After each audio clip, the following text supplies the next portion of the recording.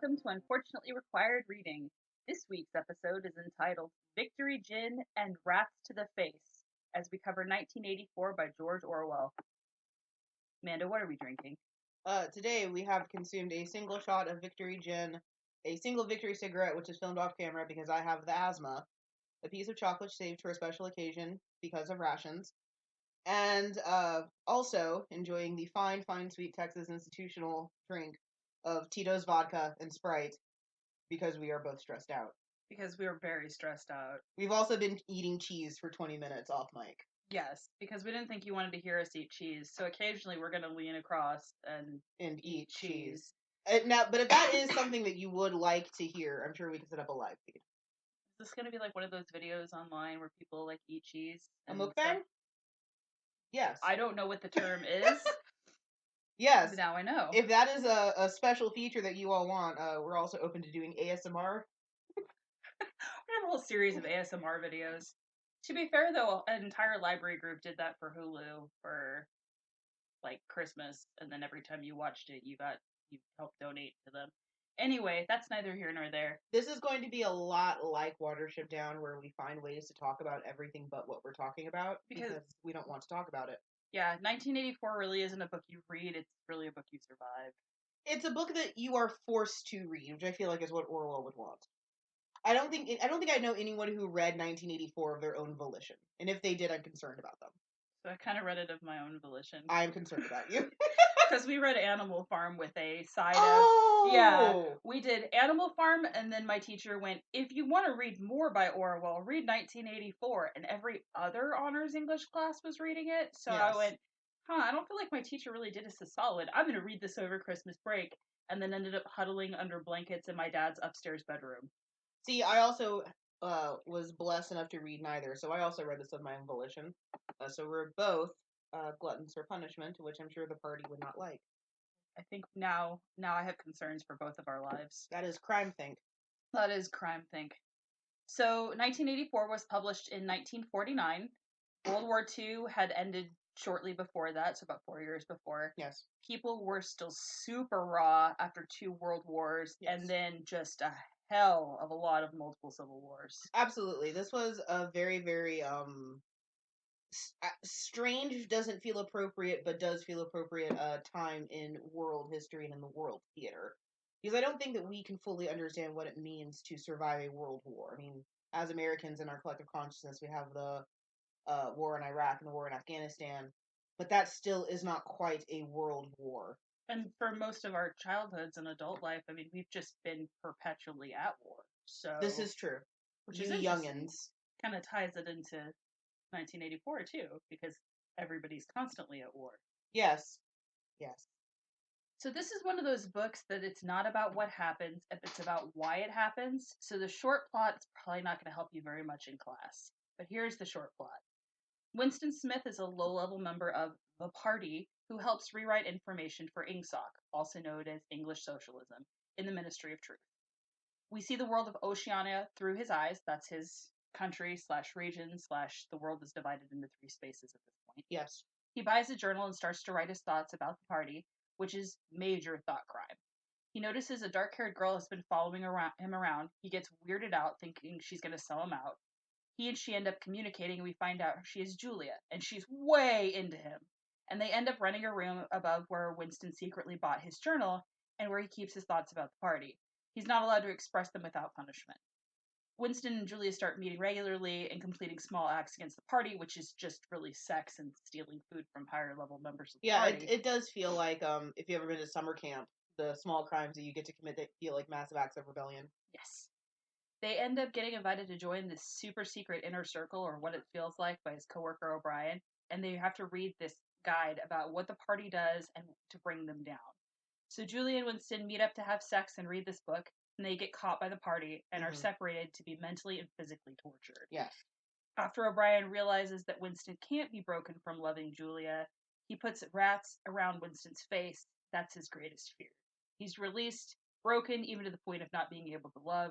He ends up bumping into Julia, and they feel nothing for each other. Yeah. I'm just gonna drink some alcohol right now. This book is just such a downer, and I don't mean to sound, like I'm being condescending to it, but heaven help us. Seriously.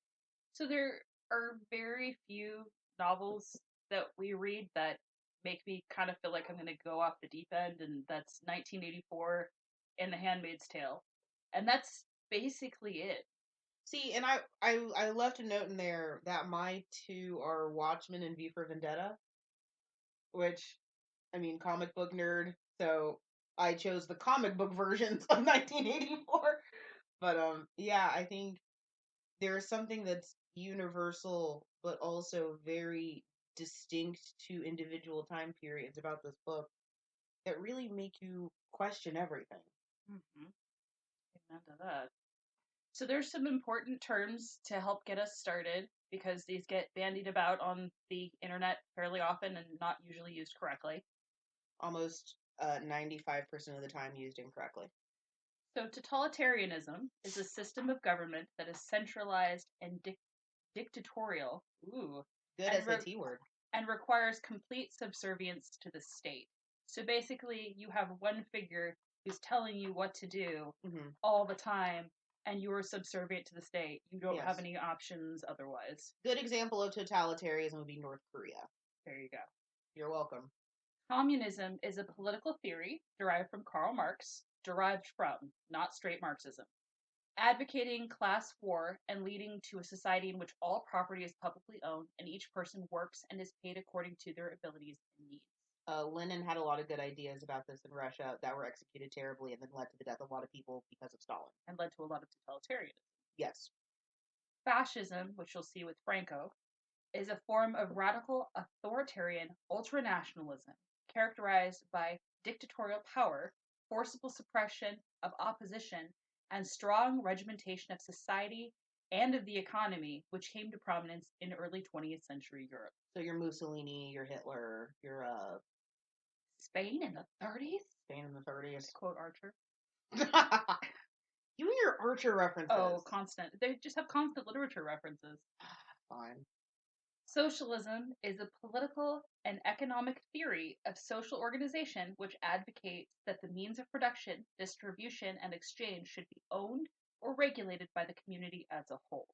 Not communism. No, and actually not bad and or scary. Look at how great Scandinavia is doing right now. Then we have the branch that gets confused with straight socialism a fair bit, democratic socialism. Yes. It's a political philosophy that advocates political democracy alongside social ownerships of the means of production, with an emphasis on self management and democratic management of economic institutions within a market or some form of decentralized planned socialist economy. Basically, human beings have democracy, you have the right to vote on what's happening, but you also have security systems like social security and universal health care. Right, which is going to be a hot take, but what America has had since the Depression. Right. Despite the screeching of many political figures right now. Mm-hmm. And I mean screeching literally. There's been a lot of screeching. It's kind of like vultures. I guess, I don't know, do vultures actually screech? They actually don't. That's a common misconception. See, and this is why I ask, because we're trying to keep you from having misconceptions. Right. Grackles screech. Grackles screech a lot, and right now they are all over San Antonio. When are they ever not? What grackleless season have you been through? Well, they're just like everywhere right now. They choose different areas to hang out in. So they're like at the HEB parking lot, and then they're all of a sudden over in like the McDonald's parking lot. I just want to know what part of San Antonio you've been to that, for whatever reason, was bereft of grackle. The ones where people chase them away. Okay, fair. Or there's no snacks. True. But there are snacks here. Yes. So there's going to be some chief parts of the party's influence that we just want to bring up that your teachers are probably going to ask you about, or your friends, or your family, or anybody who asks you about What 1984. family is quizzing you on 1984? If your parents are literature professors, which mine are not. Mine weren't. I have serious questions. If your family is quizzing you on 1984 unprovoked, please let us know in the comments. Please do. Please send us an email so we can get you help. Yeah, I will personally bake you a cake and send it to you. So one of the main parts of the party's influence is minutes of hate. So They choose a particular figure to hate. A lot of times it's the figure of Goldstein. Mm-hmm. And they show their enemies as less than human, rouse hatred, and it's oddly familiar to maybe a panel discussion on Fox. I was about to say this seems a little on the nose right now. One of the interesting things too is they also have the Anti-Sex League, which prevents traditional emotions and physical outlets. So we see a buildup of super violent imagery against women when Winston is considering his initial feelings for Julia, and he sees that red ribbon around her waist that indicates that she's a member of the Anti-Sex League. This leads to unmet needs for all sexes. Yes. Which allows for even more fervent participation in the minutes of hate. So you don't have any place to put your anger. So we're going to give you 2 minutes a day where you can scream at the face of somebody on camera. Have fun with that. There was an excellent video essay done by Lindsay Ellis about the ideology of the First Order in Star Wars. And she talks about fascism. And she talks about the Ur-fascist, and that Ur-fascist because they sex is bad, but women are subservient, will turn weapons into the phallus and play with weapons. And that is all that is screaming in my head is Kylo Ren with his weird phallic saber just being angry at a computer. Ah! Because we're just going to do that a lot, I think. I feel like that's going to be 75% of this episode, is breaking away from microphone to eat cheese and then pain screeching. Also maybe some open weeping. Potentially, I hope we don't get there. I hope we don't get there either. So we also have the slogans of the party. Yes. Freedom is slavery. Yes. War is peace. Yes. Ignorance is strength. Mm-hmm. Who controls the past controls the future. Who controls the future controls the past. You may have heard from Rage Against the Machine. Or from any X-Men comic. Any X-Men comic. or any time Magneto has ever spoken. Also, the party will change history to fit their views. Yes. This is actually kind of true of really any major power as well. History is written by those who win. So, I have some folks I talk to in Europe. Evidently, Germany doesn't talk very much about World War II. No, and I've been to Germany, and I can vouch for that. The U.S. doesn't talk about our genocide of Native Americans. Nor do we talk about internment. Or about internment, and we actually knew some people who were interned, which is really scary when you think about, all the calls to try and intern Middle Eastern folks after. We also don't talk about slavery. We do not talk about slavery, like at all, unless you're talking about, oh, this is a southern plantation. Yeah. And then it's like all romanticized, and it's like, no, but they were happy. I was about to say, unless it gets real like Uncle Tom's Cabin, where it's like the myth of the happy Negro, we don't talk. Realistically, history does not talk about bad things. Like, I don't want to put this on just America or just Germany. History is very bad about talking about bad things. Japan does not talk about World War II. Well, just kidding. They do a lot, but they don't make it sound like it was bad. It's just a trick of human psychology, I think. It's very, very hard to own up when you did something bad, and especially on such grand scales of bad, because I think we truly can't wrap our heads around how bad the Holocaust was. Oh, no, we cannot. And that's why I think you have so many people who are like, oh, it never happened. Right, because it's too horrific to consider. We, the other night, had to try and explain the Holocaust to our 9-year-old, and that was rough. We didn't go into full detail. She's very smart, and she's going to find a lot of it out on her own. But we were trying to do the initial, hey, have you talked about this in school? And it actually started because we were watching an episode of Boy Meets World, and they had a whole part about Anne Frank, and we're like, oh, okay. Do you know who Anne Frank is? And she said no. And we said, do you know what the Holocaust is? And she said no. And so we tried to break it down like a little bit. Teaching moment? As a teaching moment, which is really, really hard to, because my husband does have, his family is Native American, like a few generations back. We're not talking about like he's 1/16 Cherokee. Yeah, everyone's a Cherokee princess. Like his family is a few generations back, and so we do talk about things like the genocide of the Native Americans and pushing people off their land and stuff like that. And yeah, it's not something we ever talked about in school. No, and I think it's so also inextricably linked to national pride. It would, I mean, especially as Americans, we're used to being the hero, we're the police. It's hard to imagine the police then being brutal. And Trail of Tears stuff comes to mind, and Japanese and German internment comes to mind. It's hard to imagine the good guy of the world acting not so good. 1984 shows Winston rewriting a lot of the history, like straight up. When something has been rationed, he like has to spin it. When somebody has been erased from history, he has to spin it. At one point in time in the book, he says 1984. If it was 1984, he doesn't actually know what year it really is or how old he really is. Yeah, and during Crash Course, which I watched to prepare for this because I hated having to read this book, John Green mentions that the word instinct is used 32 times in this book. And it does seem like that time is this instinctual thing that keeps moving forward because you can only move day to day, moment to moment, when the world is that small and that closed and that horrifying, which is what many Americans are doing right now as we live through this hellscape of a shutdown. Mm-hmm. And especially if you live in San Antonio, we have a lot of military. We have a lot of folks who are Military on City, USA. we're on government shutdown watch right now, which is really scary and very frustrating. Yeah. So to get back to the book, so we don't start crying on Mike, Are you at the crying stage? I'm at the Molotov cocktail phase. I'm at the angry crying stage. Okay, that's fair. So there are 4 ministries of Oceania. The first is Mini True, the Ministry of Truth. That's where history is rewritten. So propaganda. That's where Winston works. Mini Pax, Ministry of Peace, aka where they go to create war plans. Mini Plenty, Ministry of Plenty, rationing and restrictions.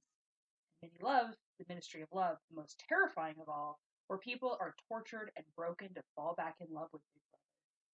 Mini Love, I was going to say, sounds like my Tinder profile, but it felt inappropriate to make a joke. Now I feel like we need to create a special like profile for Winston on Tinder. If somebody's already Would done this, he let us use know. it? He wouldn't use Tinder. Who would have taught him to use a smartphone? I don't know. Well, they have those screens on all the time. Do you think there's just like a little app you could use on his main screen? I mean, maybe. Well, I mean, I guess he did find his friend, the prostitute, among the trolls by just kind of trolling for it. Right, like normal people meet people. There's also Doublethink and Newspeak, which we could really have a whole other podcast on. Yes, which we're not going to, because no. After learning a rabbit language, I don't have time for this. You didn't even have to learn that much rabbit language. I take umbrage. That is fair. So, these terms actually give way to doublespeak, which is never used in the book, but it's coined because of the book. Yes. The language is designed to make ideas more palatable and to transform the way of thinking so that people, are less likely to commit thought crime because they don't have words for it. Right. Words are ever changing. And so don't think that, a word is going to completely go out all the time. However, terms and phrases do go out. And John Green actually had a really good point on Crash Course where he's talking about what are some of the words that we've never heard that could describe other things. And you get a lot of this as you jokingly hear people say, oh, there's a German word for that. Because there is. Because there probably is, yeah. Because there is, I can guarantee you. Is this a good place to talk about the ABC vocabulary? Sure. So there's 3 different kinds of vocabulary distinctly in Newspeak. There's A vocabulary, which are the words that you can't get rid of. So, I think the words that they use in the book are like hit, crime, and run. Mm-hmm. You can't get rid of those words, apparently. You have B vocabulary, which is Newspeak, and that's your like combined words, like your thought crime and your thought crime mostly, crime think, things like that. And then you have your C vocabulary, which is highfalutin, professional, and scientific jargon. Which that one is the one that's most insidious to me because the thought is that if you are not in that profession, you won't understand it. So the words that are used are like phospholipid. If that is not your field, you're not going to know what that word means unless you are perpetually locked out of that knowledge. So another really key thing that the party does, and this is something that you see in almost every major government, it's the importance of removing the humanity of your enemy. Yes. We see this a lot with refugees. They're treated as criminals. They're flat out called criminals. Bad hombres. Yes. This is nothing new. This has been going on forever. It's also when we have attempts at isolationism and nationalism, Yes. where suddenly your country is the best country in the world, Yes. and we should be by ourselves, and we can't get involved with anything. And this is everywhere. This is not just the US, this is not just the UK, this is not just Australia. Mm-hmm. This is everywhere. You see this pretty heavily in North Korea. You do, but you honestly see that everywhere because isolationism and nationalism are both responses to colonialism, which we're going to talk about a lot because that's my section and I have a lot of opinions as an African American living in the US.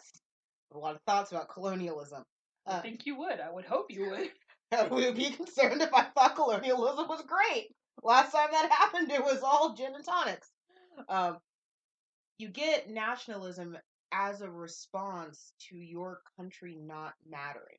So you see nationalism in Asia exist because of colonial forces and efforts. So we get true nationalism in China, in Japan, in the Koreas after British influence. We get that in India after British influence. America becomes isolationist because we wish to no longer play nice with Europe after Europe continued to mess around during the 1900s. These are almost always in a response to a thing. They do not develop independently. Right. And you'll hear a lot of people argue as well that, World War II was pretty heavily dependent on the Treaty of Versailles, correct? Yes. Where, everyone said, okay, we're going to put World War One squarely on the shoulders of Germany. Yeah. Germany, you did a bad thing, go sit in the naughty corner. Also, we're going to control all of your stuff, so have fun with that. Yeah, and then you get a Hitler. And not that I'm saying that that was a good thing to do, and it's not necessarily a good response. I'm not on anybody's side here. We're occasionally drifting off camera to eat, or not off camera, off mic to eat cheese. It helps the pain. It helps the pain. That and vodka. So my section is real world influences on Orwell, Stalinism, and the Spanish Civil War. A short primer. / I can't make anything short to save my life, so I'm sorry. So Orwell fought in the Spanish Civil War. Yes, he did. He was like, I'm going to go out and do this thing. He sets out just before Christmas in 1936, and he stops to have a meal with Henry Miller, who he really admired. Yes. Henry Miller gives him a jacket and tells him he's being an idiot. He says, hey, if you're going out of there, quote, of some sense of obligation or guilt, that is sheer stupidity, and also, end quote, and that the Englishman's ideas about, quote, combating fascism, defending democracy, etc., were all baloney. Thanks, Wikipedia. Orwell learned that he was deeply terrified of rats during his time in Spain. He ended up shooting a rat in a trench at one point in time, and the Spanish thought they were under attack, and everybody started firing. Oh, Lord. So that's a really deep-seated fear there.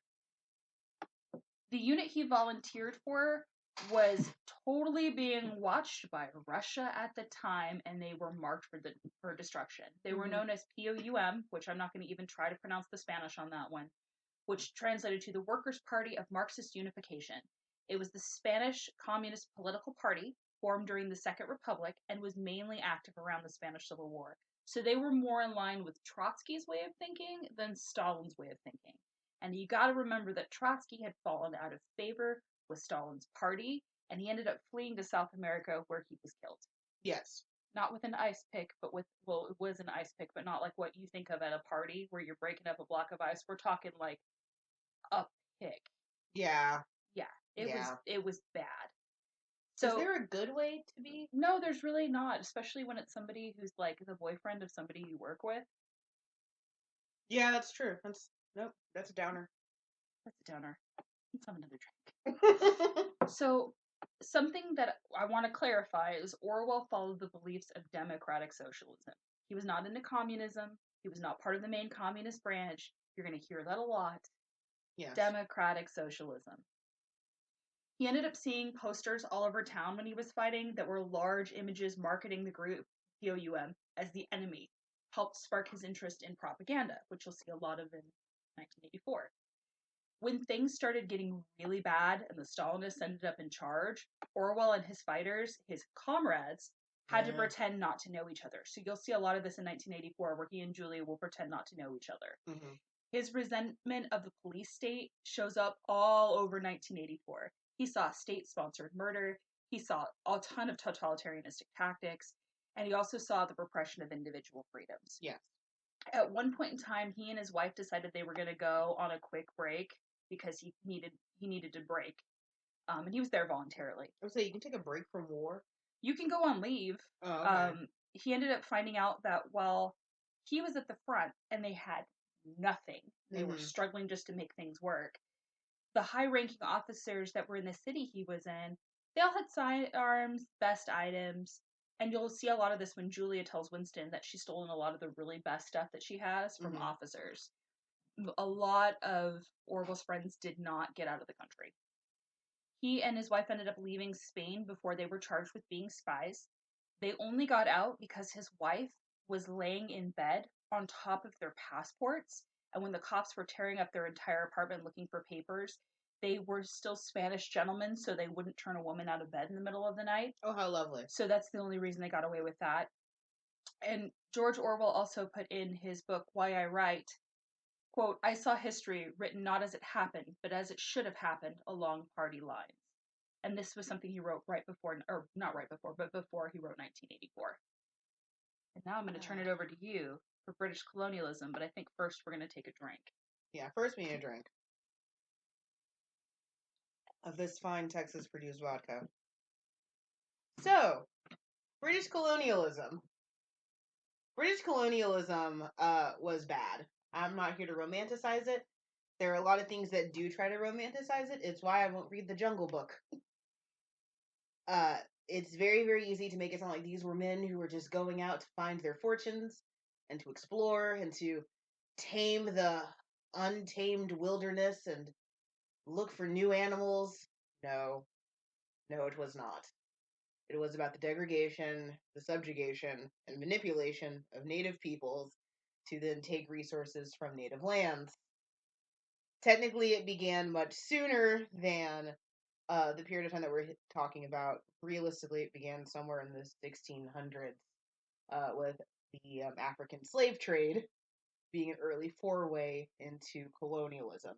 But true British colonialism got its start 1700s, really getting into the 1800s, mostly under the behest of Queen Victoria, because she wanted nice things too. It wasn't just England, though, that was playing this game. A lot of Europe had decided they wanted nice things. The Germans had some lands that they took over, as did Scandinavia, which is why you get a lot of Scandinavian surnames in South Africa. The French had their lands that they took. Spain, Portugal. Spain, Portugal. I'm trying to throw softballs here because I'm trying not to get too angry. Really, all of Europe decided, hey, you know that giant continent underneath us? That's ours now. But the people living there? Irrelevant, because anything not pertaining to elephants is irrelevant. Oh my god. You're welcome. I need a drink. That was the most evil laugh. That was super evil. I'm really good at it. The British Empire at that time stretched from Africa to India, good portions of Africa, all of India, portions of other parts of Asia as well, including Hong Kong, which China still won't take back. It was all a mess, and the amount of things that they took from these lands is calculated in the easily billions of dollars that could have been made these countries richer. We're not going to talk about the lasting effects of colonialism because that could be another podcast. We have gin and tonics because of colonialism. Which makes me feel guilty because gin and tonic is like my favorite cocktail right now. It's everyone's favorite cocktail. We have it because of colonialism, because British troops very, very quickly learned that malaria was bad, and they learned that their drunker superiors didn't seem to catch malaria, mostly because of the quinine in the tonic water that they used to make cheap gin taste less cheap. So you can thank British colonialism for your gin and tonic, but when you do, also thank an enslaved African for it as well. Really, colonialism was so effective because of the way it used manipulation and bureaucracy. The way the British were able to come in, invade a land, make it sound like it was really theirs, force out local government, and then rewrite it to being theirs is what made it so dangerous. And that was where Orwell took a lot of that inspiration for the party, is using bureaucracy as a dangerous sledgehammer against liberty. Kind of like Victory Gin. A rubber mallet to the back of the head, which is why we didn't use the good, sweet, smooth seersucker gin, which we were desperately seeking a sponsorship from. I'm not afraid to shill. No, we used Bombay Sapphire. Yeah, I chug Bombay Sapphire. Just did it for you. I did it for you, despite being allergic to it. So there are some themes your teachers are going to ask you for, / thank you, Spark Notes. Yeah, thank you, Spark Notes. Dangers of totalitarianism. I think we just look at history, but I think people tend to forget that as well. Not just history, but I mean, if you're afraid of things like North Korea, that this is why. Mm-hmm. Psychological manipulation, also known as on the internet gaslighting, which is a term that we like using a lot, but many people don't actually understand what it means. Shall we define gaslighting? Yes. So, gaslighting is a term that is used to describe a certain type of psychological abuse and manipulation.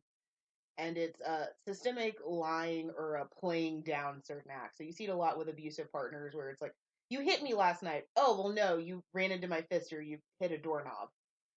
That's a form of gaslighting. I believe it comes from a movie called Gaslight. It does. Where a husband slowly is turning the lamps down and then telling his wife that she's crazy because she thinks it's getting darker. I could be completely off on that. I don't think that that's what it was, but if it is, that is a horribly hilarious image in my mind. It's been a long podcast. It's been a long podcast. I don't even think it's actually we've been recording that long either. We haven't. It just feels like it's been. Oh, don't worry. We'll make up some of that time when we talk about surveillance culture. Oh God. Physical control. So torture. Torture is, yeah, I don't know why I put physical control and not torture, but here we are. As usual, I downplay it and then go, oh wait, sorry. That's why I'm here. I'm here to be the rubber mallet. Yes. We have control of history and information, which we've already gone way in depth on. We have. Technology, CCTV / surveillance culture, which we'll go into in a minute. Okay.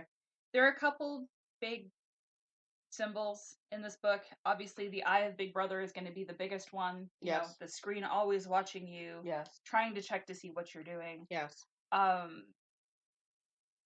It's like there's a long history of fascists using this kind of stuff, or there's a very, very long history of fascists using mostly like paternal language when it comes to their fasciosity. Fasciosity. I'm like, is that a word? It's not. It's not. We'll add it to Newspeak. We saw that with Mussolini. We saw that a little bit with It's just so. It's so common. I think Stalin even used a form of it. Of course, it's never matrilineal. It's always patriarchal because you can never have a female fascist. So then there's obviously the Red Journal, which is fancy. I really like that one. I don't know why that one always spoke to me. That the idea that the nicest thing that he owns is this damn Red Journal with the fake marble on it. What I think is interesting too is that Julia's little band that she wears around her waist for the Anti-Sex League is also red. Yes. So there's a lot of red, a lot of gray, and a lot of dark navy. And smoke and navy and dark colors, which is why whenever you try to watch one of the movies with this, it's always extremely dark. Yes. With just small pops of red color. Yeah, it's also a bit of a throwback to guillotine parties. Oh, there you go. Do you know what a guillotine party is? I do, but I don't know that all our listeners do. So guillotine parties used to be thrown during the French Revolution and the height of the Terror, because the French decided, hey, this is going to be bad, we're going to throw a party. And it was usually reserved for people who either had family that were killed by guillotine or were very, very close to being guillotined themselves. And women would wear their hair short. there would be a lot of exposed necks, and you'd wear a red ribbon around your neck to symbolize what the guillotine would do to you. I would love to throw a guillotine party, but that has to happen after my party this year, which is a leaving the 20s party. Oh, So, all right. Just one of the lines that I love in this book is now that he was a dead man, it became important to remain alive as long as possible. mm-hmm. Kind of goes into the guillotine party too. It does, and also I think I love how you've managed to bring in me being death care as many times as possible, because embalming is one of the most important things to the current and past fascist. There is a reason why Lenin is still being lovingly taken care of and propped up, visited on a regular basis. He cannot die. He must look good. He is perpetually just sleeping, forever watching Russia. I'm trying to remember, there was this amazing book about martyrs and their bodies, and that they would come alive at night and go hang out with each other. And one of them was like selling cosmetics to Lenin. I can't remember what it's called. If I think of it, I'll put it on the blog. Fiction? It is a work of fiction. I was about to be very concerned. And it was fabulous. And one of my friends recommended it to me, and I'll have to go through my old Goodreads account and figure out what it was called. Oh, goodness gracious. I was like, in what world? The fantasy world that I live in. I mean, same. I was raised Catholic. I could see it. That's why I had to genuinely ask if this fictional. I feel like we need to just have a segment for you that is small rants from Amanda. Small rants from Amanda really could be its own side. All right, guys. I want to talk about using words like dystopia and dystopian. One of the things about 1984 that I think is so powerful is that every generation has felt this way. Mm-hmm. Every generation since this book was written has felt this way about something. There has always been this encroachment upon liberty, upon personal liberty, upon freedom that everyone is upset about. And the problem with words is if you keep using them, you forget what they mean. Now, we are recording this in 2019, day 28 of a government shutdown that has been caused by a temper tantrum. Mm-hmm. We are closer to this reality than I think most Americans can imagine we've been. We're still not there, though. Right. And I think that when you start using this word pejoratively, which many have, we've been calling dystopia since I think Bush was in office. It loses some of its power. So when we're in a situation like we are now, it feels less powerful. It feels less real because it quickly becomes the new normal, the new standard. That's what makes this all so terrifying. So you start to miss out on the actual tangible steps that move us further away from democracy when you've been screaming about dystopia for the last 30 heckin' years, even though you're the one willfully giving up your information because surveillance culture works two ways. Hi. Hi. Speaking of surveillance culture, my day job is I'm a social media manager. And the people who tend to complain the loudest about I don't want the government tracking me are the ones that most willfully give up their information. Is this the awkward time where we should plug our social media site? No, I'm just kidding. We'll do that at the end of the podcast after we've had more vodka. It typically, since it's a very certain kind of individual who is the quickest to say, I don't want the government knowing where I am. Cool, stop checking in on Facebook. I think one of my favorite things is when I see family members of mine post those memes that are like, oh, I'm so glad that we didn't have, smartphones when I was a kid so people couldn't catch me when we were doing stupid things as a kid. And then they go in and they do one of those things where, you give up your name and your birthday to come up with your Star Wars name or something. Oh, yeah, like that whole, Cambridge Analytica stuff where it's like, what do you mean they misused my data? What do you mean you gave it up so fast? What do you mean you gave it up so you could figure out what your stripper name was? Listen, You are to blame in this. Listen, your stripper name is your first pet and the first street you lived on. Also works for your drag queen name. Chesapeake Pal? Chesapeake Pal? Yeah. I was a weird kid, yo. There's no judgment. I was a really weird kid. So there's going to be some facts about George Orwell that I'm going to throw out here because evidently I feel like I have to. His name was not actually George Orwell. Gasp. Gasp. Eric Arthur Blair. His birthday is June 25th, 1903. I don't remember what that is. That's not a Gemini, is it? That is a Cancer. Is it a Cancer? Oh, okay. God. I don't. It is a Cancer. Okay. He died January 21st, 1950. So we're about 2 days from that. Yeah. Well, not 1950, obviously, but he was born in British-controlled India. And at one point in time, his mom was like, yeah, I think we've been here long enough. So when he was 1, she took him and his sisters back to England. Mm-hmm. Obviously, he fought in the Spanish Civil War. He was actually shot through the neck and survived. Is he like a chill socialist Hemingway? He's way less of a dick than Hemingway. A chill socialist Hemingway. So when he was shot through the neck, his, obviously common sense was, I'm gonna die right now. Yeah. And then it missed all the major things in his neck, so he survived. Oh, fortunate. Yeah.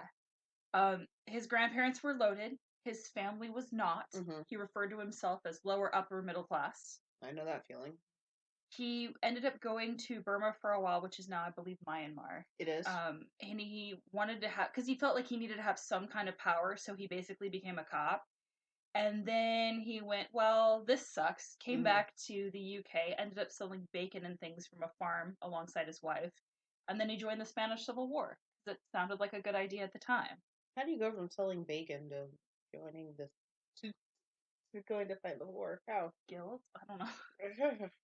He was very much led by his sense of smell. So anytime you read one of his works, it's going to mention all the different smells and the weirdness. Mm-hmm. So you'll get a ton of smell references in 1984. You'll get a lot of them when he's talking about being down and out in Paris. Mm-hmm. He also had a history of lung conditions, which is probably why Winston is always coughing in 1984. Or could be all the smog from the hellscape London. That as well. And Orwell's wife, Eileen, worked for the Ministry of Information during World War II, so he got to see her redact things as well. Propaganda. This is a magic word. Now, we have a time-honored tradition now of in which house do we sort George Orwell into? That one's kind of hard, because he's got a lot of Gryffindor principles. I was going to say Ravenclaw. Mostly because I don't want to add anyone to Gryffindor. Hi, we're both proud Slytherins. It's like, hello. We're actually joking that we need to create a chart, because Hemingway is straight Slytherin. He is. So I happily accept him into my house. You can have him. Although he's kind of a dick. Which I feel bad, because I really hope his great-granddaughter never listens to this and goes, why are you guys assholes? I will happily be called an asshole by Hemingway's great-granddaughter, ma'am. One of my friends actually just pointed out to me that Fitzgerald's great-granddaughter has a band, and she sent me a bunch of the links, and I haven't listened to them yet, so I really need to do that. Yeah, we need to do that. And then put it on the blog, because like we do. Like we do. I'm thinking, yeah, Gryffindor or Ravenclaw. Let's go with Ravenclaw. Because he's not dumb. He's definitely not dumb. You can tell that we're Slytherins because we assume the Gryffindors are stupid.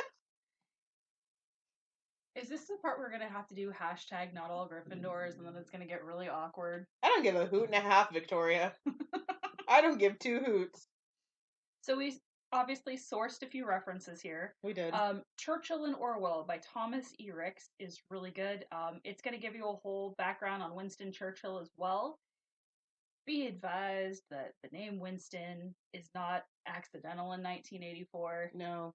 But Winston Smith is a lower level job, so he's not hired. So Thanks, John Green. I stole that from Crash Course on YouTube by John Green, which is something else we watched. Yes. Also, I spent a lot of time on Wikipedia for this. I'm not gonna lie. Usually, I try not to use it as a primary source, but I was hurting. I was hurting hard. Yeah, I spent a lot of time watching Crash Course, and then I spent a lot of time also watching Thug Notes. I love Thug Notes. So, shout out to Crash Course and the Thug Notes. Let's be friends with him. Can we be friends with him? Please. Can we be friends with John Green, too? John Green, I know that you're currently on a hiatus from social media, but we would happily love to be your friend. Yes, please. So our next book was intended to be a palate cleanser, but now that I've started rereading it, I'm hurting again. Charlotte Bronte's Jane Eyre. Come listen to Amanda groan about how much she hates romance. I didn't remember all this much child abuse, but here we are. I remember exactly this much child abuse. I don't know what book you were reading. So if you want to be a part of our surveillance culture and follow us on social media, we're we're on Unfortunately Required Reading on Facebook, Unfortunately RR on Twitter, Unfortunately Required on Instagram, or you can email us at unfortunatelyrequiredreading@gmail.com if you have a book you want to suggest, or a funny story about your English class, or a book you had to read that made you live a separate life. Also, we have a website now, We do. unfortunatelyrequiredreading.com. Yeah, send us your fan art, your alignments on authors if you think that we've put any of them in the wrong house. Please do. Though I will probably fight you on a few of them. So now, just go read a book. Yeah, just literally go read any other book. At this stage, almost anything would be an Orwellian thought crime. Go enjoy your favorite thing. Scratch that boil that's been bothering you. Eat more chocolate than you're allowed to. Live in filthy, disgusting excess as a giant FU to the party. Go eat the rest of this cheese plate like Yes. it's nothing, and don't worry about the initial or the end of backup. Nope. We love you. Thank you for listening to us. Thank you for putting up with us. Thank you. And are we done? I hope so. Oh God, no more of this book. No more.